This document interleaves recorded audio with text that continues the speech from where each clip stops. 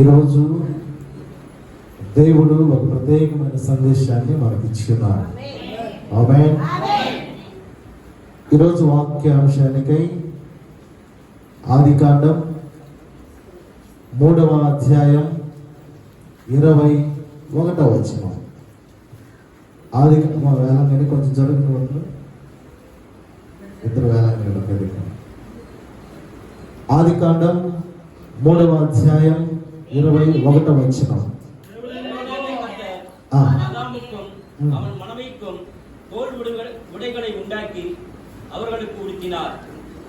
దేవుడైన యెహోవా ఆదామునకును అతని భార్యకును చర్మపు చొక్కాలను చేయించి వారికి తొలగించెను. ఈ వాక్యం మీరు విన్న తర్వాత వినడం మాత్రమే కాకుండా మీకు తెలిసిన వారు ఎంతమంది అయితే ఉన్నారో వారందరికీ కూడా ఈ వాక్యాన్ని పంచుకోవాలని ప్రభు పేరును కోరుతూ ఉన్నాను. ఈ వాక్యం యూట్యూబ్లో కూడా ఉంటుంది కాబట్టి షేర్ చేసి మీకు తెలిసినటువంటి వారందరూ కూడా ఈ వాక్య సందేశాన్ని వినేలాగున మీరు సహాయపడాలని కోరుతూ ఉన్నాను. ప్రియమైన దేవుని బిడ్డలారా, ప్రస్తుతం కార్పొరేట్ అనేటటువంటి లైఫ్ స్టైల్లో మనం జీవిస్తూ ఉన్నాం. మనుషులు ఈ రోజుల్లో ప్రతి మనిషి నోట్లో నుంచి ఈ రోజుల్లో వచ్చే మాటలు ఏంటంటే, నా జీవితం నా ఇష్టం, నేను ఎలా బ్రతకాలి అనుకుంటానో అలానే బ్రతుకుతాను, నేను ఎలా జీవించాలి అనుకుంటానో నేను అలానే జీవిస్తాను, ఎవరి కోసమో నన్ను నేను మార్చుకోను, నేనులా బ్రతుకుతాను అనేటటువంటి రోజుల్లో మనం జీవిస్తున్నాం. మా నాన్న చెప్పాడని మా నాన్న కోసం నన్ను నేను మోల్డ్ చేసుకోలేను, లేదు నా భర్త చెప్పాడని నా భర్త కొరకు నేను రూపాంతరం చెందలేను అనేటటువంటి భార్య. అలాంటి దినాలు ఈ రోజుల్లో మనం చూస్తూ ఉన్నాం. ఈ దినాలు ఎలా ఉన్నాయి అంటే, తెలుగు ఛానల్లో ఎన్టీవీ అనే ఒక న్యూస్ ఛానల్ ఉంది. నైట్ 9 గంటలకు వార్తలు వస్తాయి, న్యూస్ వస్తుంది. నా వార్తలు నా ఇష్టం. టైటిల్ ఏంటి? నా వార్తలు నా ఇష్టం. ఈరోజు ప్రతి మనిషి నా జీవితం నా ఇష్టం అనేటటువంటి దినాల్లో బ్రతుకుతూ ఉన్నారు. చెప్పబడే వాక్యం కొందరు నొప్పించవచ్చు, కానీ ఈ వాక్యం నొప్పించకూడదు కానీ ఒప్పించాలని ప్రార్థన చేస్తున్నా. ఆమె నొప్పించకూడదు కానీ ఒప్పించాలి. హల్లెలూయా. ప్రియమైన దేవుని బిడ్డలారా, ఈ కడవరి దినాల్లో మనుషులు ఎక్కువగా దేనికి ఖర్చు పెడుతున్నారయ్యా అంటే, డ్రెస్కి ఎక్కువ ఖర్చు పెడుతూ ఉన్నారు. అవలీలగా నా దగ్గర 25 జతలు ఉన్నాయి, లేదు 50 జతలు ఉన్నాయి, 100 జతలు ఉన్నాయి, 200 జతలు ఉన్నాయి అని చెప్పేవారు చాలా మంది ఉన్నారు. కొన్నిసార్లు నీ దగ్గర ఎంత డ్రెస్ ఉందంటే ఉండొచ్చు అంటే, నాకు ఎన్ని ఉంటాయో తెలియదు కానీ చాలా ఉన్నాయని వాళ్ళు ఉన్నారు. అయితే వస్త్రధారణ అనేది దక్షిణ భారతదేశంలో ఒకలాగుంటుంది, సౌత్ ఇండియాలో ఒకలాగుంటుంది. చక్కనైనటువంటి చీర కట్టుకొని ఒక సాంప్రదాయమైనటువంటి బద్ధంగా స్త్రీలు కనపడుతూ ఉంటారు. అదే ఉత్తర ఇండియా, నార్త్ ఇండియాకి మనం వెళితే వాళ్ళు పైన చున్నీ వేసుకుని వాళ్ళు ఒక విధమైన వస్త్రధారణలో వాళ్ళు కనబడుతూ ఉంటారు. అంటే భారతదేశంలో సౌత్ సైడ్ ఏమో చీర కట్టుకొని నిండుతనంతో తెలుగుతనం ఉట్టుపడేలా స్త్రీలు కనబడుతూ ఉంటారు. నార్త్ ఇండియాలోకి వెళ్ళామంటే వాళ్ళు ఒక చిన్న చున్నీని పైన వేసుకొని వాళ్ళు అక్కడ ఉన్నటువంటి సాంప్రదాయాన్ని బట్టి వారు కనపడుతూ ఉంటారు. ఏది ఏమైనప్పటికీ కూడా ఈ రోజుల్లో నార్త్ ఇండియాలో మనం గమనిస్తే చీర కట్టుకునే వాళ్ళు తక్కువైపోయారు. పంజాబీ డ్రెస్లే అక్కడ ఇప్పుడు ఎక్కువైపోయాయి. అమెరికా వెళ్ళామంటే అమెరికాలో ఇంకో రకమైన వస్త్రధారణ, లేదు సౌదీ వెళ్ళామంటే, పాకిస్తాన్ వెళ్ళామంటే అక్కడ గుర్కా అనేటటువంటి అదొక మంచి వస్త్రధారణ.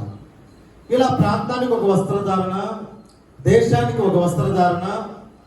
ఇవన్నీ మనం చూసిన తర్వాత మన వస్త్రధారణ ఎలా ఉండాలి అనేది గమనించాలి. క్రైస్తవుల యొక్క వస్త్రధారణ ఎలా ఉండాలి? అసలు ఈ వస్త్రాలు వేసుకోవడం ఎక్కడ ప్రారంభమైంది? ఎలాంటి వస్త్రాలు క్రైస్తవులు వేసుకోవాలి అనేటటువంటి విషయాల్లో నేటికి అనేక సంఘాలు తర్జన మధ్యలో ఉన్నాయి. అసలు మనుషుడు అనేటటువంటి వాడు వస్త్రాలు వేసుకోవడం ఎప్పుడు ఎక్కడ ప్రారంభమైంది? అసలు మనుషుడు ఎలాంటి వస్త్రాలు వేసుకోవాలి? క్రైస్తవుల యొక్క వస్త్రధారణ ఎలా ఉండాలి? మనం వేసుకునేటువంటి వస్త్రాలను బట్టి దేవుడు మనకు తీర్పు తీరుస్తాడా? నాకు గమనించాలి. మనం వేసుకునే వస్త్రాలను బట్టి దేవుడు తీర్పు తీరుస్తాడా? నెంబర్ 1, అసలు మనుషులు వస్త్రాలు వేసుకోవడం ఎప్పుడు ఎక్కడ ప్రారంభమైంది అనగా, చదవబడినటువంటి ఆదికాండం 3వ అధ్యాయం 21వ వచనంలో యేసు ప్రభు వారు వారికి ఏదేను తోటలో చర్మపు చొక్కాలు చేయించినట్లుగా, తొడిగినట్లుగా లేఖనాలు చెబుతూ ఉన్నాయి. అవ్వ ఆదాము అంజరు పాత్రలు కట్టుకొని వారి దిశమలను కప్పుకుంటూ వారు సిగ్గుపడుతూ ఉన్నప్పుడు దేవుడు, నీకెందుకు ఇంత శ్రమ అని, ఈ ఆకు ఎండకి ఎండిపోతా ఉంది, వానకి తడిసిపోతా ఉంది, మంచుకి నాడిపోతా ఉంది, ఈ 3 జరిగిన తర్వాత ఆకు తుడుతులుగా రాలిపోతా ఉంటుంది, విరిగిపోతూ ఉంది. కాబట్టి దేవుడే వారి మీద దయతలచి ఒక జంతువును చంపి ఆ జంతువు చర్మముతో వస్త్రాలను తయారు చేసి దేవుడే తొలగించినట్లుగా చదవబడినటువంటి లేఖన భాగంలో, వాక్య భాగంలో మనం చూస్తున్నాం. ఏదైనా వనములో దేవుడు ఆదామును హవ్వను సృష్టించినప్పుడు మొట్టమొదట దేవుడు వారిని దిగంబరులుగానే చేశాడు. తల్లి గర్భముల నుంచి ఒక మనిషి, ఒక బిడ్డ ఎలాగైతే వస్తాడో అలాగే దేవుడు చర్మపు వస్త్రాలు తొడగక మునుపు ఆదాము హవ్వలు కూడా అలాగే దిగంబరులుగా ఉన్నారు. కానీ కొంతమంది సేవకులు అంటూ ఉంటారు, ఆనాడు ఆదాము హవ్వలు మహిమ వస్త్రాలతో ఉన్నారు అని. కానీ నేను చదివినటువంటి బైబిల్ ప్రకారం మహిమ వస్త్రాలు లేవు, తలకాయ కూర లేదు. తల్లి గర్భంలో నుంచి బిడ్డలు ఎలాగైతే దిగంబరులుగా వస్తూ ఉన్నారో, లేఖనాల ప్రకారం, బైబిల్ వాక్యం సెలవించిన ప్రకారం ఆదాము హవ్వ కూడా అలాగే దిగంబరులుగా ఉన్నారు. అయితే ఆ కాలము ఎలాంటి కాలం అయ్యా అంటే అమాయకత్వంగా ఉండేటటువంటి కాలం, చిన్న బిడ్డ మనసు కలిగినటువంటి కాలం. అవ్వను ఆదాము చూసినా, ఆదాము అవ్వను చూసినా వారి చూపులో ఎంతో నిర్మలత్వం ఉండేటటువంటి దినాలు ఆ దినాలు. మీకు అర్థమయ్యేటట్లు చెప్పాలి అంటే, ఒక 9 నెలలు సంవత్సరం బిడ్డని బట్టలు లేకుండా మగబిడ్డను, దగ్గరలో బట్టలు లేకుండా ఆడబిడ్డని ఇద్దరు ఉంచినా వారి మనసులో ఎలాంటి కల్ముషం అనేది, ఎలాంటి కపటం అనేది వారిలోకి రాదు. వారి మనస్సు నిర్మలముగా ఉంటూ ఉంది. వారి మనస్సు ఎంతో పరిశుద్ధత పరిపూర్ణము కలిగినదిగా ఉంటుంది. వారి మనస్సు ఎంతో నిష్కలంకత్వముగా ఉంటూ ఉంది. ఈరోజు 1 సంవత్సరం బిడ్డకి స్నానం చేసి ఆడబిడ్డకి నువ్వు తీసుకొచ్చి అక్కడ పండేసినా, 1 సంవత్సరం మగబిడ్డ ఆడబిడ్డ దగ్గరికి వెళ్ళినా వారి మనస్సు ఎలా ఉంటుందంటే నిష్కలంకత్వముగానే ఉంటుంది. కారణం మంచి చెడులు తెలియనటువంటి వయసు. ఆనాడు ఆదాము హవ్వల యొక్క మనస్సు కూడా అలా నిష్కలంకత్వము కలిగినటువంటి మనస్సు కలిగి ఉన్నారు, నిర్మలత్వము కలిగినటువంటి మనస్సు కలిగి ఉన్నారు. వారి హృదయాల్లో కానీ, వారి ఆలోచనలో కానీ ఎంత పవిత్రమైనటువంటి భావన ఉండేదయ్యా అంటే వారి ఇరువురు ఒకరినొకరు చూసుకునేటప్పుడు అంత పవిత్రమైనటువంటి భావన వారి ఇరువురిలో ఉండేది. అలాంటి పవిత్రమైన, అలాంటి పరిశుద్ధమైన, అలాంటి నిర్మలమైనటువంటి దినాలంతట్లో వారు దిగంబరులుగానే ఉన్నారు, వస్త్రాలు లేని వారిగానే ఉన్నారు. ఎప్పుడైతే అవ్వ ఆదాము పండు తిన్నారో, వాళ్ళు ఎప్పుడైతే పాపము ప్రవేశించిందో అప్పుడు ఆదాము అవ్వను చూసే చూపు వేరైంది. ఆ చూపులో, ఆదాము చూస్తున్నటువంటి ఆ చూపులో తెలియని కామకత్వం అనేది అవ్వ మీద ప్రారంభమైంది. ఎప్పుడైతే ఆ చూపులో తేడా వచ్చిందో ఆమె సిగ్గుతో చెట్టు చాటుకు వెళ్ళి ఆకులతో తన దిశమలను కప్పుకోవడం ప్రయత్నం చేసింది.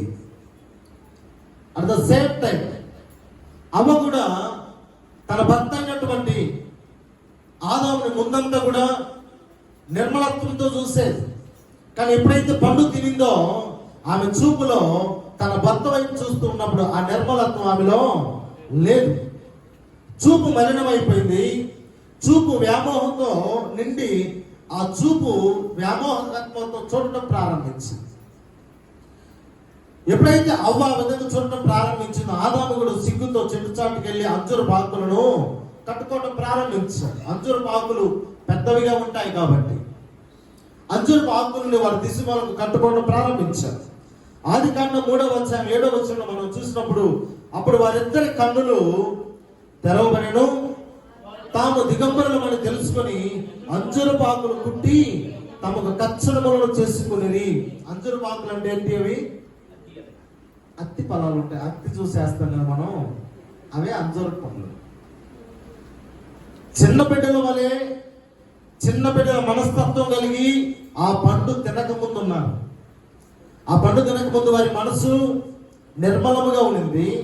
ఆ పండు తినక ముందు వారి హృదయం నిష్కలంకత్వముగా ఉండింది. ఆ పండు తినక ముందు వారి మనసు చిన్న పిల్లవారి మనసు, కల్లా కపటి వెనుగని దేవునితో సమానమైన బిడ్డలుగా వారు ఉన్నారు. అయితే ఎప్పుడైతే ఆ పండు తిన్నారో వారిలోకి మలినం అనేది వచ్చేస్తుంది. ఈ రోజుల్లో ఈ లోకంలో జీవిస్తున్న ప్రతి బిడ్డ లోకాన్ని చూస్తూ, లోకాన్ని గమనిస్తూ, లోకస్తులతో మాట్లాడుతూ, లోకాన్ని అంతటిని కూడా చదువుతూ, లోకంలో అనేక మాటలు వింటూ, తరువాత పెరిగే కొద్ది మన బిడ్డల యొక్క మనస్సులో కూడా ఏమైందంటే పాపపు విషపు బీజం అనేది పడిపోయింది. పండు తిన్న తర్వాత ఆనాడు ఆదాము హవ్వలో ఎలాగైతే వారి చూపులో తేడా వచ్చిందో, ఈ లోకంలో జీవిస్తున్నటువంటి మనము, మన బిడ్డలో ఇక్కడ వింటున్నటువంటి ప్రతి మాట, చూస్తున్నటువంటి ప్రతి సందర్భం మనలోకి ఏం తీసుకొస్తా ఉన్నాయి అంటే పాపం, మన మనసులోకి పాపపు బీజం, పాపపు విత్తనాన్ని తీసుకువస్తుంది. ఈ పాపపు బీజం పడిన వెంటనే అప్పటి వరకు ఆ మనిషిని చూసిన చూపు వేరు, ఆ మనిషిని చూసిన ఆలోచన వేరు. ఎప్పుడైతే ఆ పాపపు బీజం అనేది మన హృదయంలో పడుతూ ఉందో ఆ మనిషి మీద భేదం, పాపపు చూపు అనేది ప్రారంభమవుతూ ఉంది. అంతకుముందు 3వ అధ్యాయం 2వ వచనంలో అందుకు స్త్రీ, ఆ తోట చెట్ల ఫలములు మేము తినవచ్చును, అయితే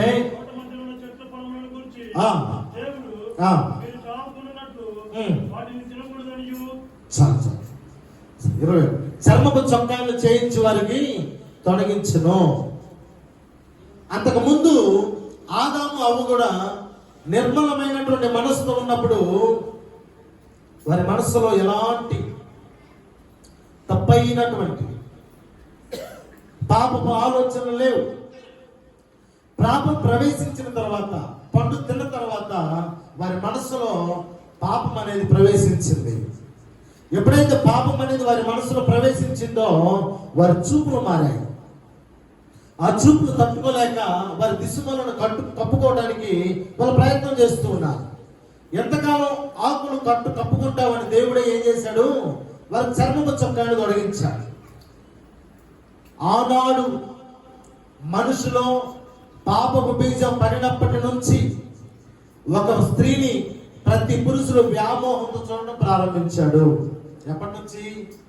పండు తిన్నప్పటి నుంచి. స్త్రీ కూడా పాపపు బీజం పడినప్పటి నుంచి పాపపు ఆలోచనతో ప్రతి పురుషుని చూడటం ప్రారంభించింది. నిజమే. ఈ రోజుల్లో ఫేస్బుక్ చూసినా, యూట్యూబ్ చూసినా, లేదు వాట్సాప్ చూసినా అశ్లీలత అనేది భయంకరంగా పెరిగిపోయింది. ఒక పురుషుడు, ఒక స్త్రీ అనగానే కామ వాంఛను తీర్చుకునే వస్తువులాగా చూడటం సాతానుడు ఆ యొక్క మనిషిలో ఇంజెక్ట్ చేసి, అంటే మనిషి యొక్క మనసుని అలా స్థిరపరిచాడు. స్త్రీ అనగా కామవాంఛ తీర్చుకునే ఒక వస్తువులాగా ఒక పురుషుడు స్త్రీ ఏం చేసేసిందంటే ఒక స్థిరమైనటువంటి పునాదిని వేసేసింది.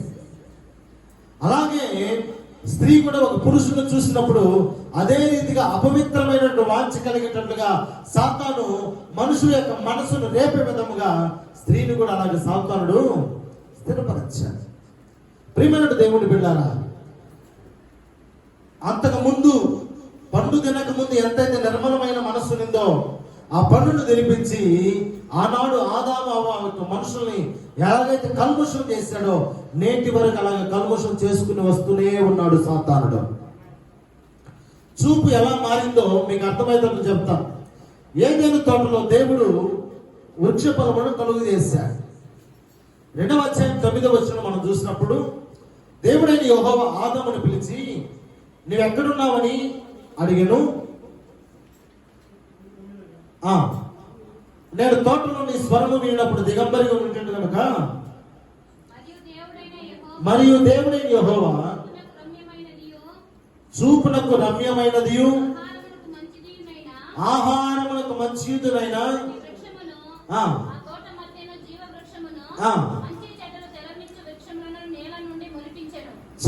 ప్రియమైన దేవుని బిడ్డలారా, దేవుని యెహోవా చూపునకు రమ్యమైనదియు ఆహారమునకు మంచిదియునైనా ప్రతి వృక్షమును మీరు బాగా గమనించాలి.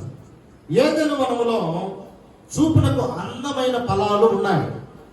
ఇప్పుడు మనం చూస్తే యాపిల్ చూడటానికి చాలా అందంగా ఉంటుంది. స్ట్రాబెర్రీ చూడటానికి, ఆ చెర్రీ చాలా బాగా ఉంటుంది. ఇవన్నీ మన కంటికి చూడటానికి చాలా అందంగా ఉంటాయి. ఆనాడు ఆ ఫలాలన్నీ కూడా అవ్వ ఆదాము చూసినప్పుడు వారి మనసుకు చాలా అందంగా ఉన్నాయి. కానీ అక్కడ వచ్చి చెబుతున్నటువంటి మాట, సాతాను వారి మనసులో ఆ అందమైన, ఆ రమ్యమైన ఫలముల మీదకు వారి మనసును పోనివ్వకుండా, ఇదిగో ఈ చెట్టు ఉందే, ఈ చెట్టు వృక్ష ఫలాలు కానీ నువ్వు తింటే మహా గొప్ప అందగైతే నువ్వు అవుతావు. ఈ చెట్టు ఫలములు నువ్వు తింటే ఐశ్వర్యంగా నువ్వు ఉంటావు.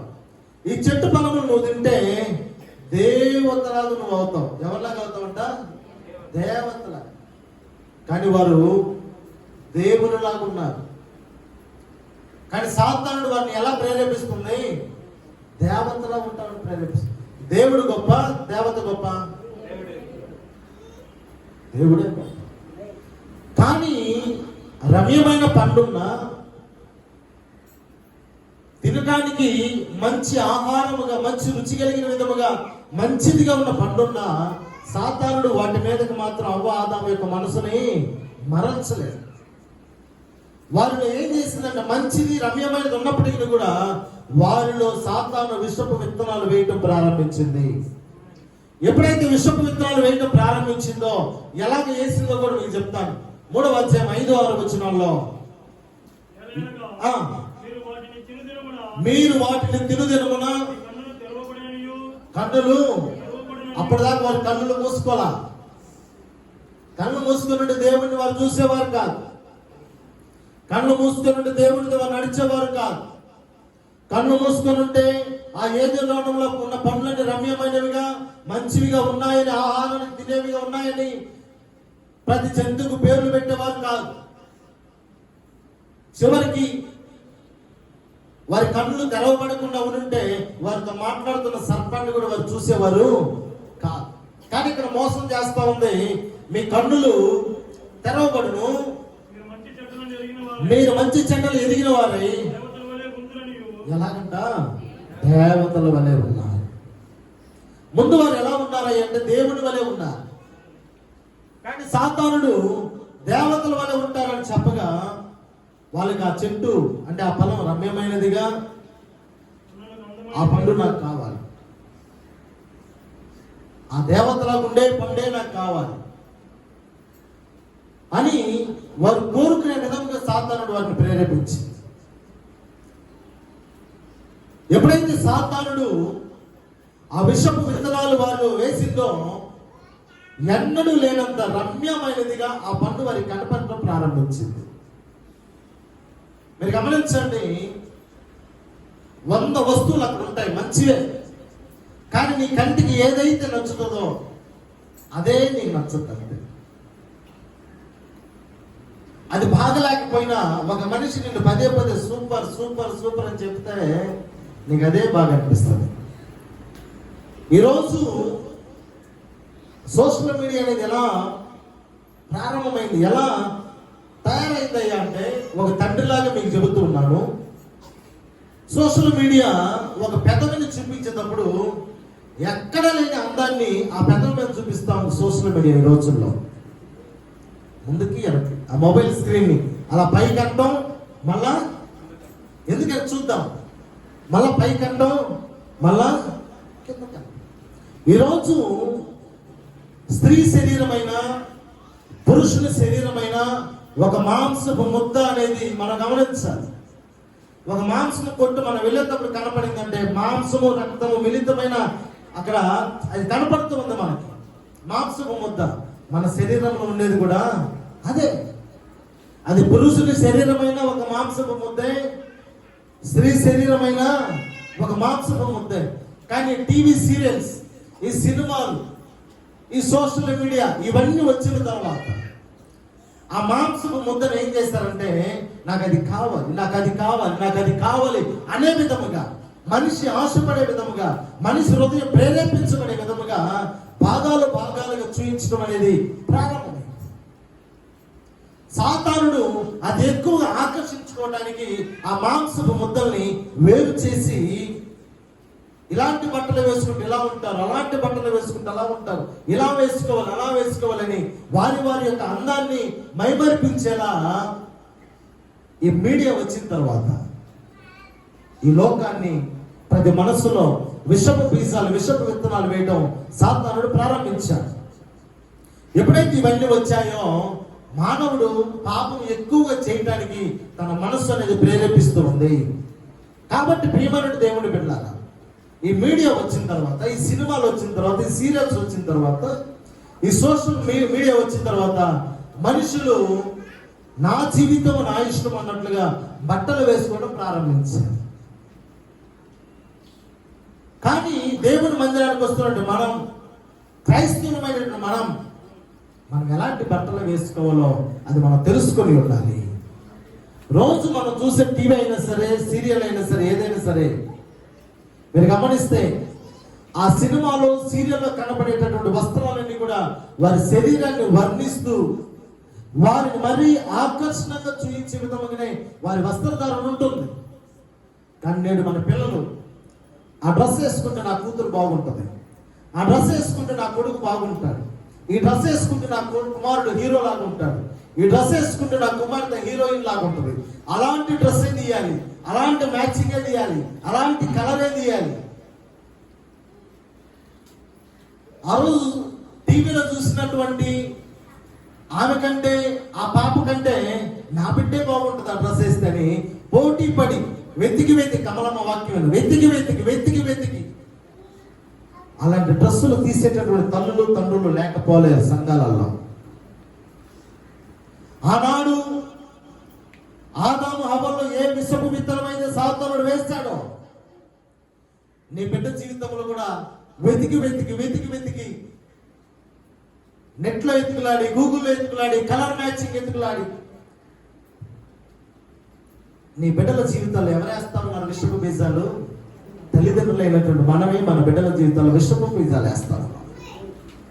నీ బిడ్డ ఏది కోరితే ఆ డ్రెస్, నీ బిడ్డ నాకు డ్రెస్ కావాలి అంటే అది శరీర భాగాలు విడివిడిగా కనపడే డ్రెస్ అయినా సరే నువ్వు తీసి ఇవ్వడానికి వెనుకానకుండా తీసిస్తూ ఉన్నావు. ఎందుకంటే నీ బిడ్డ అందంగా కనపడాలి. ప్రియమైన దేవుని బిడ్డలారా, ఆదాము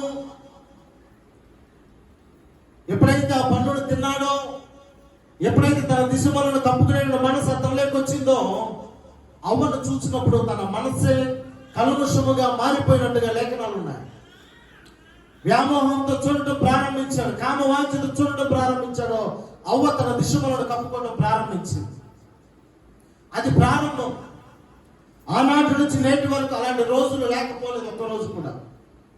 ఆ ఇద్దరు ఉన్నటువంటి స్థలంలోనే ఆ చూపులకు తట్టుకోలేక వారి యొక్క దిగంబరత్వాన్ని కప్పుకోవడానికి వారు ప్రయత్నించారంటే, ఇన్ని కోటాను కోట్లు ఉన్నటువంటి మనుషులు తిరుగుతున్నటువంటి ఈనాడు నీ బిడ్డలు ఇంకెంతగా కప్పుకోవాలి, ఇంకెంత జాగ్రత్తగా ఉండాలి. ఒక చూపుకే తట్టుకోలేక తన దిగంబరత్వాన్ని కప్పుకున్న అవ్వ వాంఛ తట్టుకోలేక తన దిగంబరత్వాన్ని కప్పుకున్నాడు ఆదాము. ఒక్కొక్క చూపుకే వారి దిగంబరత్వాన్ని వారు కప్పుకున్నారంటే, నేను అరాకొర వస్త్రాలు ధరించుకొని తిరుగుతూ ఉన్నప్పుడు ఎన్ని చూపులు నీ మీద పడుతున్నాయో, అలాంటప్పుడు నువ్వెంత ఎలాంటి వస్త్రధారణతో నీ ఒంటిని కప్పుకోవాలో ప్రతి క్రైస్తవుడు ప్రతి క్రైస్తవురాలు తెలుసుకోవాల్సిన దినాలు ఈ రోజుల్లో ఉన్నాయి. క్రైస్తవులమై ఉండి, ప్రార్థన చేసే కుటుంబమై ఉండి, వాక్యాన్ని వినే కుటుంబమై ఉండి, సమర్పణ కలిగినటువంటి కుటుంబమై ఉండి, సంఘానికి సమస్తాన్ని అర్పించే కుటుంబమై ఉండి, నీ కుటుంబంలో అవాంఛనీయ కార్యాలు జరుగుతూ ఉన్నాయని దానికి కారణం నీ బిడ్డలు వేసుకున్న వస్త్రధారణే మొదట దానికి కారణం. నీ బిడ్డల మనసు పాడవడానికి కారణం నీ బిడ్డలు వేసుకున్న వస్త్రధారణ. నీ బిడ్డలు వేసుకున్న వస్త్రధారణ అనటం కంటే నీ బిడ్డలకు నువ్వు తీసిస్తున్న వస్త్రధారణే నీ బిడ్డల మనసును పాడైపోవడానికి కారణం అనేది ప్రతి తల్లిదండ్రులు తెలుసుకోవాలి. హల్లెలూయా. అందుకే దేవుని బిడ్డలారా, ప్రభు బిడ్డలారా, క్రైస్తవ బిడ్డలుగా, దేవుని బిడ్డలుగా మన వస్త్రధారణ ఎలా ఉండాలి అంటే, ఎదుటి వారిలో పాపము పుట్టించే విధముగా మన వస్త్రధారణ ఉండకూడదు. ఎదుటి వారిలో కోరిక పుట్టించే విధముగా మన వస్త్రధారణ ఉండకూడదు. ఎదుటి వారిలో అబ్బా అనిపించే విధముగా మన వస్త్రధారణ ఉండకూడదు. అందుకే యెహెజ్కేలు పుస్తకంలో బైబిల్లో ఒక మాట అంటారు. యెహెజ్కేలు పుస్తకం 44వ అధ్యాయం, యెహెజ్కేలు పుస్తకం 44వ అధ్యాయం 18వ వచనం సెకండ్ లైన్ లో ఒక మాట అంటాడు.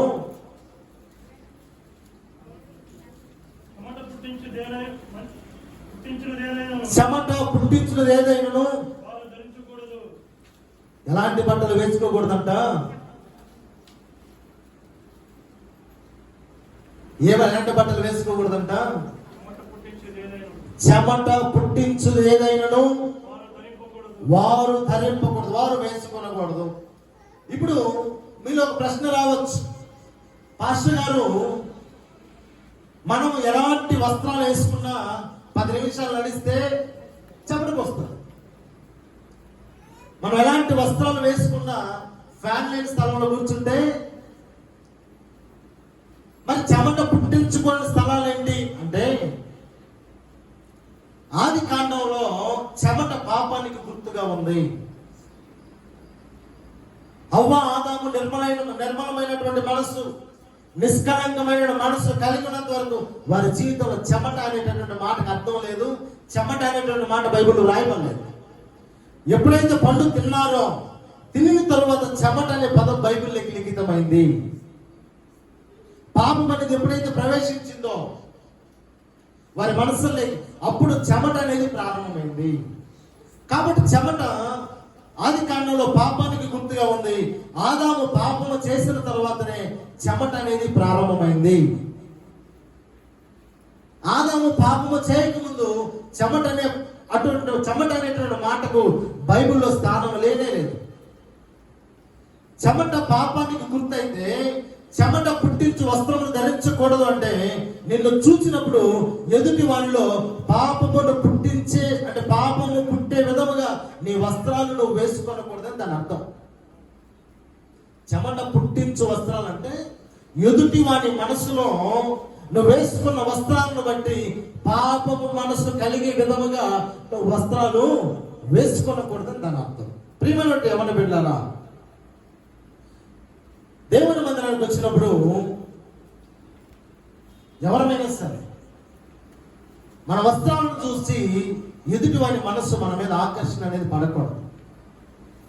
పురుషులు కూడా వారి వస్త్రాలను చూసి ఎవరి మనసు వారి మీద పడకూడదు. ఎక్కడ మొదట ప్రేరేపితం అవుతుందయ్యా అంటే వస్త్రాల దగ్గరే ప్రేరేపితమవుతూ ఉంటుంది. శరీరం ఈనాడు అనేక మంది శరీర అవయవాలు బయటకు స్పష్టంగా కనపడే విధముగా వస్త్రధారణ వేస్తూ ఉన్నారు. కానీ బైబిల్ చెబుతుంది పలుచని బట్టలు వేసుకోవడం క్రైస్తవుని స్త్రీకి తగినటువంటిది కాదు. కానీ ఈరోజు చాలా మంది పలుచని బట్టలు వేస్తాము. చాలా మంది క్రైస్తవులు, నేను వచ్చేటప్పుడు చూస్తాను, చాలా మంది క్రైస్తవ స్త్రీలు నెట్ ఏంటన్నది అంటే పలుచటిగా వేయటం, ఆ పలుచటి వస్త్రాలతో మందిరానికి వెళ్ళటం ఆనవాయితీగా చేసుకున్నారు. కానీ బైబిల్ చెబుతుంది అలా నిన్ను చూసినప్పుడు వారి మనసులో పాపపు ఆలోచన ప్రేరేపితమయ్యే విధముగా నువ్వు వస్త్రం ధరించకూడదని ఒక పక్క బైబిల్ చెబుతా ఉంది, బైబిల్ ఘోషిస్తా ఉంది. కానీ నువ్వు అలాంటి వస్త్రాలే వేసుకున్నావు. ఈరోజు చాలా సంఘాల్లో మనం గమనిస్తే లోకంలో ఉన్నటువంటి పాపము కంటే సంఘంలో పాపం ఉంది. సంఘానికి వెళ్ళే బిడ్డల్లో పాపం మనసు ఉంది. సంఘానికి వెళ్ళి వాక్యం వింటున్న బిడ్డల్లో పాపపు ఆలోచన ఉంది. కారణం ఆ సంఘానికి వేసుకొని వస్తున్నటువంటి వస్త్రధారణ. సంఘంలో పాపము ప్రారంభం అవడానికి కారణం ఆ సంఘానికి వేసుకొని వస్తున్నటువంటి వస్త్రధారణ. కొంతమంది తల్లుల యొక్క వస్త్రధారణ చూస్తే ఎంతో చూడవచ్చుగా ఉంటూ ఉంటారు. వారు చూస్తే దైవ భక్తి ఉట్టిపడేలాగా కనిపిస్తూ ఉంటారు. అలాంటి వస్త్రధారణ కావాలని దేవుడు కోరుకొనుచు ఉన్నాడు. నువ్వు మందిరానికి వస్తూ ఉన్నావా, నీ వస్త్రంలో కూడా దేవుని యొక్క భక్తి ఉట్టిపడేలాగా కనపడాలి. ఇక దేవుని బిడ్డ అనే విధంగా ఉండాలి. కొంతమందిని చూస్తే వారి బ్లౌజ్ 1 ఇంచు 2 ఇంచులే ఉంటుంది, కానీ వారి క్రైస్తవ బిడ్డలు. కొంతమందిని చూస్తే వారి బ్లౌజ్ ఎలా ఉంటుందో వెనక 1 ఇంచో 2 ఇంచులు ఉంటుంది, కానీ ఆమె సంఘంలో మొట్టమొదటి బైబిల్ చదివేది ఆమె, ఎక్కువ ప్రార్థన చేసేది ఆమె, ఎక్కువ వాక్యం చదివేది ఆమె. కానీ ఆ వస్త్రధారణ మాత్రం 1 ఇంచా 2 ఇంచులతో ముడిపడి ఉంటుంది. కానీ నువ్వు దేవుని పనులు ఇన్ని చేస్తూ ఉన్నావు, కానీ నువ్వు నీ వెనక కూర్చున్నటువంటి బిడ్డల మనసులో పాపపు మనసులో నువ్వేం చేస్తా ఉన్నావు, వారిలో ప్రేరేపింపజేస్తూ ఉన్నావు. అది నీకు తగునా? కానీ దేవుడు లేఖనం చెప్పిన మాట ఏంటంటే నువ్వు అలా పాపాన్ని రేకెత్తించేటటువంటి వస్త్రాలను ధరించకూడదని లేఖనాలు చెబుతూ ఉన్నాయి. అది దేవుని మందిరానికి వచ్చినప్పుడు మాత్రమే కాదు, ఈ లోకమును నువ్వు తిరుగుతూ ఉన్నప్పుడు కూడా నిన్ను చూసి, నీ వస్త్రధారణ చూసి ఎవరు కూడా పెదవి విరుచులాగిన నువ్వు ధరించకూడదు అని బైబిల్ యొక్క గ్రంథం మనకు సెలవిస్తూ ఉంది. దేవుని మందిరానికి ఒక ప్రత్యేకమైన వస్త్రధారణ ఉంది. దేవుని బిడ్డలకి ఒక ప్రత్యేకమైన వస్త్రధారణ ఉంది. వీరిని చూస్తే నిజంగా వీరు ప్రార్థన వీరులు, ప్రార్థన సహోదరులు, ప్రార్థన చేసే కుటుంబం అనేటటువంటి వస్త్రధారణ ఉంది. నువ్వేమో ప్రార్థన చేస్తావు, నీ బిడ్డలేమో అన్ని అవయవాలు కనపడేలాగా వస్త్రధారణ వేసి తిరుగుతూ ఉంటారు. ఈ రోజుల్లో మగపిల్లలు కూడా జిమ్ చేయడంలో తప్పులేదు, ఆరోగ్యం కోసం వ్యాయామం చేయడంలో తప్పులేదు. కండలు పెంచుకొని ఆఫ్ చొక్కా వేసుకోరండి, వాడు ఇక్కడ దాకా వేస్తాడు, ఏదో గుడ్డచాలలో వేసుకున్నట్లుగా. ఎందుకని? వాడిని కండలు చూపించాడు. నీ కొడుకు వ్యాయామం చేయడంలో తప్పు లేదు, నీ కొడుకు జిమ్ చేయడంలో తప్పు లేదు. కానీ నీ కొడుకు జీవితం నాశనం అవడానికి ఏది తప్పంటే చాలని చొక్కా వేసుకోవడమే నీ కొడుకు జీవితం ప్రారంభమైంది. అక్కడి నుంచి తగ్గింపు జరగటం. ఈ రోజుల్లో అనేక మందిని చూస్తే చాలి వస్త్రాలు వేసేటటువంటి వారు ఎక్కువయ్యారు.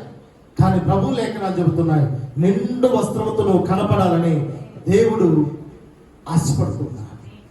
చాలా మంది అంటారు నా జీవితం నా ఇష్టం, నా డబ్బులు నా అందం నా ఇష్టం. కానీ ప్రభు అయినటువంటి యేసు ప్రభు ఒక మాట సెలవిస్తున్నాడు, నేను నా చిత్తం నెరవేర్చలేదు కానీ నా తండ్రి చిత్తమును నేను నెరవేర్చాను. ఈ లోకమును నువ్వు బ్రతికినంత కాలం నీ ఇష్టానికి నువ్వు బ్రతకూడదు, నీ చిత్తాన్ని నెరవేర్చడానికి నువ్వు బ్రతకూడదు. ప్రభు అయిన యేసుక్రీస్తు వారి యొక్క చిత్తాన్ని నెరవేర్చడానికే నువ్వు బ్రతకాలి. నువ్వు వస్త్రము కట్టిన ఆయన కొరకే, నువ్వు తిన్న ఆయన కొరకే, నువ్వు జీవించిన ఆయన కొరకే. మనం ఎవరి చిత్తం నెరవేర్చాలయ్యా అంటే దేవుని చిత్తం నెరవేర్చే వరముగా ఉండాలి. దేవుని ఆలోచన ప్రకారంగా జీవించే వరముగా ఉండాలి. యేసు ప్రభువారు ఆయన రక్తం ద్వారా మనల్ని విలువ పెట్టి కొని ఉన్నాడు. నీవు నీ సొత్తు కాదు అంటూ ఉన్నాడు ఆయన. మనం ఎవరమంట? ఆయన విలువ పెట్టి కొనబడినట్టు ఆయన సొత్తు అయి ఉన్నాం. కాబట్టి మన చిత్తం ప్రకారం నా జీవితం నా ఇష్టం, నా డబ్బులు నా ఇష్టం, మా నాన్న తీసి ఇచ్చాడు నా ఇష్టం అనే దానికి లేదు. ఎందుకనగా ఆయన నిన్ను కొని ఉన్నాడు. నువ్వు మందిరానికి రావటం లేదా? నీ ఇష్టం. నువ్వు క్రైస్తవురాలువి, క్రైస్తవుడు కాదా? నీ ఇష్టం. నువ్వు ఎలాగన్నా బ్రతుకు. ఒకసారి మారు మనసు పొంది ప్రభు రక్తం ద్వారా కడగబడి బాప్తిజం తీసుకొని ప్రభు సంస్కారంలో చేయవేయడానికి ముందుకు వచ్చిన పరిశుద్ధురాలుగా ఉన్న నీవు నీ వస్త్రధారణ ఆయన చిత్తానుసారమైనదిగా ఉండాలే తప్ప నీ చిత్తానుసారమైనదిగా. స్లీవ్లెస్ వేసే వాళ్ళు ఉన్నారు ఈ రోజుల్లో చాలా మంది. చాలా తప్పు. మందిరానికి స్లీవ్లెస్ వేసుకుని వచ్చే వాళ్ళు ఉన్నారు. చాలా తప్పు. ఎందుకంటే నీ వస్త్రధారణ మందిరంలో కూడా పాపపు మనసును ప్రేరేపించే విధంగా ఉంటుంది. చాలా మంది నెట్ బ్లౌజ్ వేసి వచ్చే వాళ్ళు ఉన్నారు. నీ నెట్ బ్లౌజ్ అనేక మందిని పాపపు మనసు ప్రేరేపించే విధంగా ఉంటుంది. చక్కగా నిండుతనం ఉట్టిపడేలాగా నీ యొక్క వస్త్రధారణ ఉండాలని దేవుడు కోరుకుంటూ ఉన్నాడు. హల్లెలూయా, హల్లెలూయా. యేసయ్య ఈ లోకంలో ఉన్నప్పుడు ఆయన ఇష్టాన్ని నెరవేర్చలేదు, దేవుని ఇష్టాన్ని మాత్రం నెరవేర్చాడు. దేవుని ఇష్టాన్ని నెరవేర్చి మనందరి కొరకు బలి పశువుగా మారిపోయాడు. హల్లెలూయా. యేసయ్య నా జీవితం నా ఇష్టం అనుకుంటే మనకి ఇంత గొప్ప రక్షణ మనకు వచ్చేది కాదు. అలాగే నీ జీవితం నీ ఇష్టం అనుకుంటే నీ కుటుంబానికి కూడా గొప్ప రక్షణ అనేది రాదు. నీ కుటుంబానికి ఆశీర్వాదం అనేది రాదు. వేసుకునే వస్త్రధారణ వల్ల అనేక మంది జీవితాలు పాడైపోతాయి, అనేక మంది కుటుంబాలు పాడైపోతాయి, అనేక సంసారాలు రోడ్డు పాలైపోతాయి. కుటుంబాలు పాడవాలన్నా, సంసారాలు రోడ్డు పాలవాలన్నా, అనేక మంది జీవితాలు మనసులు కల్మషం అవ్వాలన్నా మొదట నువ్వు వేసుకునే వస్త్రధారణ మీద పడిన చూపే దానికి కారణం. కాబట్టి క్రైస్తవులు వేసుకున్న వస్త్రధారణ చాలా పవిత్రమైనదిగా, చాలా ప్రతిష్టమైనదిగా, చాలా నిండుదిగా ఉండాలని దేవుడు కోరుకుంటూ ఉన్నాడు. హల్లెలూయా. క్రైస్తవము అనగా నేను క్రైస్తవురాలని, క్రైస్తవుడిని అని చెప్పుకున్న ప్రతి బిడ్డ ఏమి చెయ్యాలా అంటే నీ ఇష్టాన్ని సిలువ వేసేయాలి, నీ ఆశలకు సిలువ వేసేయాలి, నీ కోరికలకు సిలువ వేసేయాలి. దేవుని ఇష్టాన్ని మాత్రం నెరవేర్చే బిడ్డగా నువ్వు ఉండాలి. హల్లెలూయా. నీ ఇష్టాన్ని నువ్వు నెరవేర్చుకునే బిడ్డగా నువ్వు ఉండకూడదు. దేవుని ఇష్టాన్ని నెరవేర్చే బిడ్డగా నువ్వు ఉండాలి. ఆమేన్. నువ్వు వేసుకున్న చొక్కా నుంచి నువ్వు వేసుకునే ప్యాంటు వరకు, నువ్వు కట్టుకునే చీర నుండి నువ్వు కప్పుకునే చున్నీ వరకు దేవుని త్రాసులో త్రోచబడినప్పుడు అది విలువైనదిగా కనపడే వస్త్రముగా ఉండాలి. హల్లెలూయా. ఈ లోకము త్రాసులో తోచబడితే ఒకవేళ నువ్వు ఐశ్వర్యరాయి కంటే గొప్పగా ఉంటావు, నీ వస్త్రం వేసుకుంటే నీకు చెప్పొచ్చేమో నేను ఈ లోకంలో ఐశ్వర్యరాయి కంటే గొప్పగా ఉండటం కాదు, దేవుని త్రాసులో తోచబడే విధంగా ఈ వస్త్రం నాకు పనికొస్తుందా అని ప్రతి క్షణం దేవుని త్రాసులో నిన్ను త్రాసుకుంటూ బ్రతకాలి. ప్రతి క్షణం నీ మాటలో, నీ మనసులో, నీ ఆలోచనలో, నీ తలంపుల్లో, నువ్వు వేసుకున్న వస్త్రధారణలో నిన్ను నీవు తూచుకుంటూ బ్రతకాలి. నువ్వు వేసుకున్న బట్టల ద్వారా ఎదుటి వాని మనసులో పాపపు ఆలోచనలు పుట్టినివ్వకుండా, పాపములో ప్రవేశించే మనసు కలుగు చేయకుండా దేవుని సన్నిధిలో ఇక్కడున్న మీరందరూ బ్రతుకుదురుగాక. ఎవరు పురుషులు ఉంటారు, వాడు పనికి పోడు, 6 పూటలు తింటాడు. ఎన్ని పూటలు? 6 పూటలు తింటాడు. 9 గంటలు నిద్రపోతాడు, 5 గంటలు జిమ్ చేస్తాడు. కుటుంబానికి ప్రయోజనం లేదు, సమాజానికి ప్రయోజనం లేదు. 6 పూటలు తిని 9 గంటలు నిద్రపోయి 4-5 గంటలు ఆ జిమ్ చేసి వచ్చి చాలీ చొక్కాలు వేసుకుని ఎంతో నిర్మలముగా, ఎంతో క్రమశిక్షణతో బ్రతుకుతున్నటువంటి ఎంతో మంది ఆడపిల్లల జీవితాన్ని నాశనం చేసేటటువంటి ఎవరి బిడ్డలు లేకపోలేదు పురుషుల్లో. అలాంటి పురుషులను బట్టి కంటే వారిని కన్న తల్లిదండ్రులకి ఆ శాపం అనేది తీసివేయకుండా దేవుడు వారి మీద కుమ్మరిస్తాడన్న తల్లిదండ్రులు కూడా గమనించాలి. నీ బిడ్డ చిమ్ముబాటులో తప్పులేదు, నీ బిడ్డ ఆరోగ్యం కొరకు వ్యాయామం చేయడంలో తప్పు లేదు. కానీ మరొక యవ్వన బిడ్డ, ఆడబిడ్డ మనస్సుని పాడు చేసే విధముగా నీ కుమారుని యొక్క వస్త్రధారణ ఉండకూడదని దేవుని లేఖనాలు చెబుతూ ఉన్నాయి. హల్లెలూయా, హల్లెలూయా. ఈ రోజున అనేక మంది కుమారులు ఒక టీ షర్ట్ వేసుకొని వాడు బైక్ కొనమంటే స్ప్లెండర్ ప్లస్లు కొనే బిడ్డలు లేరు ఈ రోజుల్లో. కొంటే కేటీఎం కొనాలి, లేదంటే కరిస్మా కొనాలి, లేదంటే CBZ కొనాలి. ఎందుకని? తోక దానికి ఎలాగుంటుంది? ఎత్తుకొని ఉంటుంది. తోక ఎలాగుంటుంది? ఎత్తుకొని ఉంటుంది. కానీ బ్రేకులు కొట్టాల్సిన పనిలే, వెనక గాల్ ఫ్రెండ్ కూర్చుంటే ఎందుకు తోక ఎత్తుకొని ఉంటుంది. కానీ ఈ రోజుల్లో అలాంటి స్థితి మగబిడ్డల్లో వచ్చింది. మగబిడ్డల్లో రాకపోవడమే కాదు, ఆడపిల్లల్లో కూడా ఆ వెనక కూర్చుంటే నేను ఎలా కూర్చోవాలనేటటువంటి ఆ ఇంకిత జ్ఞానం లేకుండా మందిరానికి వెళుతున్న బిడ్డలే, వాక్యం చదివే బిడ్డలే, క్వైర్ టీంలో ఉండి పాటలు పాడే బిడ్డలే. అమ్మా నువ్వు పాడితే భలే ఉంటుందమ్మా అని సంఘంలో అందరూ అనిపించుకునే బిడ్డలే ఈరోజు ఆ తోకలాగా ఉండే బండిలో కూర్చొని వాడి మీద వాలిపోయి ప్రయాణం చేస్తూ ఉన్నారు. ఆదివారం అయితే మందిరంలో క్వైర్ సాంగ్స్ పాడుతూ ఉన్నారు. దేవుడు క్షమిస్తాడా? నువ్వు భార్య భర్తయే కావచ్చు, నీ భర్తతో నువ్వు బండిలో వెళ్ళేటప్పుడు చాలా మంది స్త్రీలు మందిరానికి వచ్చేవారే వారి భర్తను కప్పలా గడుచుకుని పోయే వాళ్ళు ఉన్నారు. తప్పండి. నా భర్త నా ఇష్టం నువ్వు అనుకోవచ్చు. నువ్వు నీ భర్తను అలా గడుచుకుని వెళ్ళేటప్పుడు ఒక భర్త లేని సహోదరి అక్కడ ఉంటుంది, భర్తను కోల్పోయినట్టు సహోదరి అక్కడ ఉంటుంది. నాకు కూడా భర్తలు ఉంటే నేను కూడా ఇలా వెళ్ళేదాన్ని కదా అనే మనసు అక్కడ కలుగుతుందా? కలగదా? కలిగినప్పుడు ఆ మనసులో దుఃఖం అనేది ప్రారంభమవుతుంది. ఆ దుఃఖం ప్రారంభమవడానికి ఎవరు కారణమయ్యారు? ఎలా కూర్చున్న దానికి కాముకు పోకుండా కప్పలా కలుసుకున్న నువ్వే కారణమయ్యావు. కాబట్టి నీ ప్రతి కార్యము ద్వారా ఏ బిడ్డ దుఃఖించకూడదు, ఏ బిడ్డ నిందించకూడదు, ఏ బిడ్డ పాపపు ఆలోచన రాకూడదు. ఎవరైనా సరే దేవుని యొక్క భక్తి, దైవ భక్తి ఉట్టిపడేలాగా ఉండాలి తప్ప ఈ లోకాన్ని మాత్రం మన జీవితాలలోకి తీసుకుని రాకూడదని ఈరోజు నేను సంఘాన్ని హెచ్చరిస్తూ ఉన్నాను. హల్లెలూయా, హల్లెలూయా, హల్లెలూయా, హల్లెలూయా. ఎవరు కూడా నా జీవితం నా ఇష్టం అనేలాగా బ్రతకూడదు. ఎవరు కూడా నా జీవితం నా ఇష్టం అనేలాగా బ్రతకూడదు. తన కొరకు తాను బ్రతికేవాడు క్రైస్తవుడు కాదు. గమనించాలి, తన కొరకు తాను బ్రతికేవాడు క్రైస్తవుడు కాదు. దేవుని కొరకు బ్రతికేవాడు మాత్రమే క్రైస్తవుడు. నిన్ను చూసి ఒక అన్యుడు మందిరానికి రావాలి. నీ వస్త్రాల ధారణ చూసి ఒక అన్యురాలు తన యొక్క వస్త్రధారణ మార్చుకోవాలి.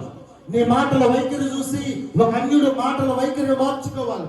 నీ చూపును చూసి అవతల వాడు తన చూపును మార్చుకోవాలి. నీ అలవాట్లను చూసి అవతల వాడు అలవాట్లను మార్చుకోవాలి. నీ కోపం నీ దగ్గర ఉన్న తగ్గింపును చూసి అవతల వాడు తనలో ఉన్న కోపాన్ని మార్చుకోవాలి.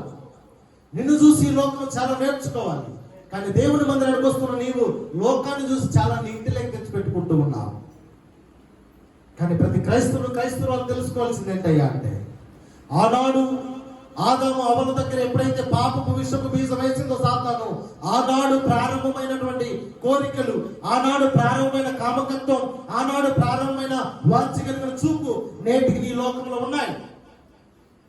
వాటన్నిటిని రూపు మార్పవలసిన బాధ్యత మన మీద ఉంది. మనుషుల యొక్క మనసుల్ని పరిశుభ్రం చేయాల్సినటువంటి బాధ్యత మన మీద ఉంది. ఈ లోకంలో పాడు వస్త్రధారణ వేసుకుంటున్నటువంటి ఆ బిడ్డలని మార్చవలసిన బాధ్యత మన మీద ఉంది. సినిమాలకి, షికార్లకి, పబ్బులకి, క్లబ్బులకి వెళుతున్న బిడ్డల యొక్క జీవితాలని మార్చవలసిన బాధ్యత మన మీద ఉంది. ఎందుకంటే దేవుని బిడ్డలుగా, దేవుని రాజ్య స్థాపకులుగా మనం ఆయన బిడ్డలుగా మనం ఉన్నాం. దేవుని రాజ్యం స్థాపించబడాలన్నా, దేవుని వాక్యం విస్తరించబడాలన్నా, దేవుని సంఘానికి అనేక మంది బిడ్డలు నడిపించబడాలన్నా మొదట మనం మారాలి. మన వస్త్రధారణ మారాలి. మనం మాదిరికరంగా ఉండాలి. మనల్ని చూసి ఈ లోకం మారే విధముగా మనం నడుచుకోవాలి. కానీ సినిమా చూసి, సీరియల్ చూసి నీ బిడ్డలకు నువ్వు అలాంటి వస్త్రాలు తీసిస్తే నిన్ను చూసి లోకం మారడంలా, లోకాన్ని చూసి నువ్వు మారుతూ ఉన్నావు. నీ బిడ్డల జీవితాలకి నీకు తెలియకుండానే పెద్ద నిప్పులు కుంపటి తెచ్చి నీ బిడ్డలు ఎత్తిన పెడతా ఉన్నావు. నీ బిడ్డ పైన లూజ్ ఉండాలి, గిరకల టైట్ గా ఉండాలంటే అది కనీసం సిగ్గు కూడా లేకుండా నువ్వు కొనిస్తావు 2000 5000 పెట్టి. నీ కూతురు నెట్ బ్లౌజ్ కావాలంటే సిగ్గు లేకుండా, శరీరం అంతా కనపడినా పర్వాలేదు, నెట్ బ్లౌజ్ తీసిస్తావు సిగ్గు లేకుండా. కానీ మళ్ళా నువ్వు ప్రార్థన చేస్తావు. లోకాన్ని ఒక పక్క నీ బిడ్డల ద్వారా పాపము మనసు రేకెత్తించే నువ్వే దేవుని మందిరంలోకి వచ్చి ప్రార్థన చేస్తే నీ ప్రార్థన దేవుడు వింటాడా? ఆ పక్కేమో బిడ్డలకు పాపం చేయమని, నీ బిడ్డలు చూస్తే పాపము లేయాలని, అందరికీ పాపాన్ని రేకెత్తించే మనసు కలగాలని నీ బిడ్డలని ఈ లోకంలో వదిలిపెడుతుంది. దేవుని మందిరంలోకి వచ్చి ప్రభువా నా బిడ్డలకి నువ్వే దిక్కు, నీ దూతలు కావలించు, నా బిడ్డలకి ఏ సాతాను శోధన రాకూడదని నువ్వే ప్రార్థిస్తుంది. దేవుడు నిన్ను ప్రశ్నించే మాట ఏంటంటే నీ బిడ్డలకు ఎలాంటి వస్త్రధారణ నువ్వు తీసేయాలో మొదట నువ్వు తెలుసుకొని ఉన్నావా? నీ బిడ్డలు ఎలాంటి వస్త్రధారణ వేసుకోవాలో అలాంటి జ్ఞానం నువ్వు కలిగి ఉన్నావా అని దేవుడు నిన్ను ప్రశ్నిస్తే నువ్వేం చేస్తావు? కాబట్టి ఈ వాక్యం ద్వారా నేను మనం తెలుసుకోవాల్సింది ఏంటంటే ఏ వస్త్రధారణ అయినా సరే నిండు తనముతో కూడుకున్న వస్త్రధారణ అనేది దేవుని బిడ్డలకు ఆశీర్వాదకరం. హల్లెలూయా, హల్లెలూయా, హల్లెలూయా. అరాత్మర వస్త్రధారణ అనేది నిన్ను నీ కుటుంబాన్ని కాదు, ఎదుటి వారిని కూడా, వారి జీవితాలను కూడా నాశనం చేస్తాం. మీరు గమనించండి, అయ్యా మనం బాధపోతున్నా కూడా ఎదురుకు వచ్చేవాడు స్పీడ్గా వస్తే మనం దాన్ని బ్రదర్ అంటాడు అప్పుడప్పుడు. మనం నెమ్మదిగా పోతున్నాము ఉన్నా కూడా అయ్యా ఎదురుకు వచ్చేవాడు బైక్ స్పీడ్గా ఎండగోడకు వస్తే వాడికి దెబ్బ, బాధపోతున్న మనకి. నీ వస్త్రధారణ వల్ల మంచి మనసులో ఉన్నటువంటి వాళ్ళకి దెబ్బ, నీకు. కాబట్టి నీ వస్త్రధారణ ఎలా ఉండాలో తెలుసుకో, నీ బిడ్డల వస్త్రధారణ ఎలా ఉండాలో తెలుసుకో. నువ్వు ఎలాంటి వస్త్రధారణతో ఉంటే దేవుని త్రాసులో విలువ కలిగిన బిడ్డగా త్రోచబడతావో తెలుసుకో. హల్లెలూయా, హల్లెలూయా. దేవుడు మీ అందరితో మాట్లాడునుగాక. ఆమేన్, ఆమేన్, ఆమేన్. మన కొరకు మనం బ్రతకకూడదు. మనం ఎవరి కొరకు బ్రతకాలి? దేవుని కొరకు బ్రతకాలి. హల్లెలూయా, హల్లెలూయా. నీ బిడ్డలు నీ కొరకు కాదు, దేవుని కొరకు బ్రతకాలి. నీ బిడ్డలు ఎప్పుడైతే దేవుని కొరకు బ్రతికేలాగా ఉంటారో నీ కుటుంబం కంటే ఆశీర్వదించబడిన కుటుంబం మరి ఏ కుటుంబం ఉండదని దేవుడే సెలవిస్తూ ఉన్నాడు. దేవుడు మిమ్మల్ని మీ కుటుంబాన్ని దీవించి ఆశీర్వదించునుగాక. ప్రత్యేకమైన పాట మన సహోదరు ప్రతాప్ పాడుతూ ఉండగా కానుకలు సమర్పించు.